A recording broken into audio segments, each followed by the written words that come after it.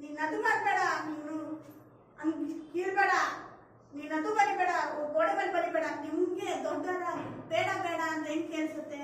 ನಮ್ಗೆ ದೊಡ್ಡವರಾಗಿ ನಮ್ಗೆ ಒಂಥರ ಹೆಸಿಟೇಷನ್ ಇರುತ್ತೆ. ಅಯ್ಯೋ ಏನಪ್ಪ ಇವ್ ಬೇಡ ಬೇಡ, ಎಲ್ಲದಕ್ಕೂ ಬೇಡ ಬೇಡ ಅಂತಾರೆ. ಅದೇ ಮಕ್ಳಿಗೆ ಹೆಂಗೆ ಅನ್ಸ್ಬೋದು? ಮಕ್ಳಿಗೆ ನಿಮ್ಮ ಹತ್ರ ಮಾತಾಡ್ಲಿಕ್ಕೆ ಹಿಂಜರಿಕೆ ಆಗುತ್ತೆ. ಇವಾಗ ಆ ಬೇಡ ಬೇಡ ನಾನು ಬೇರೆ ತರ ಹೇಳ್ಕೊಟ್ರೆ ಹೆಂಗಿರುತ್ತೆ?